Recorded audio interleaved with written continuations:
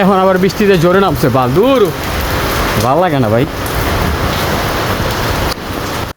Hello AC technician ভাই লোক, আসসালামু আলাইকুম।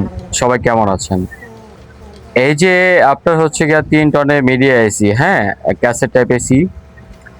এই এসি এত পরিমাণে জ্বালাইছে তা বলার মতো না।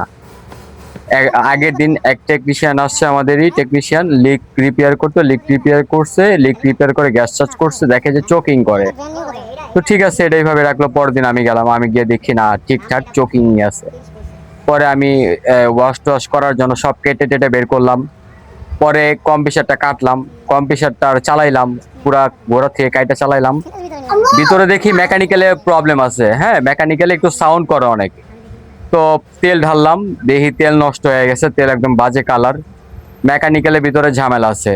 তো বললো ওই কম্প্রেসারটা লাগানোর দরকার নাই, সেম একটা আউটডোর স্টকে আছে, আউটডোরটা লাগাই দাও। ওই আউটডোরটা 2-3 দিন আগে রানিং এ এসি খুলে নিয়ে আসছে, ওটা 3-4 মাস আগে আমি কম্প্রেসার চেঞ্জ করছি, সুন্দর ঠান্ডা মান্না সব ঠিকঠাক।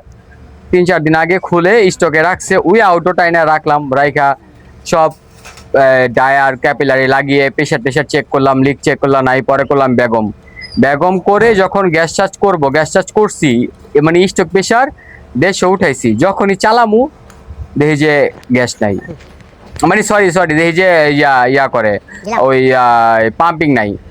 স্টক প্রেশার 150 উঠাইছি, রানিং প্রেশার আয়া পড়ছে 140-এ। যেখানে রানিং প্রেশার 5-10-15 থাকবো, ওইখানে রানিং প্রেশার 140-এ। পরে কি করবো, আবার এইটারে কাটছি, গ্যাসটা ফালাই দিয়ে এটারে কাটছি, কেটা দিয়েছে কম্পাসেরে, বিন্দু পরিমাণে পাম্পিং নাই।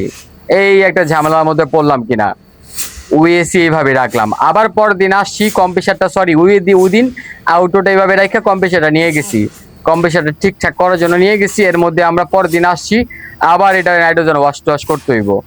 ভিতরে ইউজ পরিমাণে তেল, এত পরিমাণে তেল, আমি হচ্ছে গিয়ে 2 বোতল 1000 শেষ করছি, 3টা নাইট্রোজেন সিলিন্ডার শেষ করছি আমি। তারপর দিয়ে তেল ময়লা টুকটাক বেরোচ্ছে। তারপরে আলহামদুলিল্লাহ পুরো নাইট্রোজেন সব ক্লিয়ার করার পরে একদম যখন ক্লিয়ার হয়েছে, indoor outdoor plus cover pipe, এত কভার পাইপ বেশি ডিস্টেন্স না, কভার পাইপ হবো 40-50 ফিটের মতো, পুরো সব ক্লিয়ারের পর গ্যাস চার্জ করছি আলহামদুলিল্লাহ। পরে এখন পারফেক্ট এসি সুন্দর ঠান্ডা হচ্ছে আলহামদুলিল্লাহ।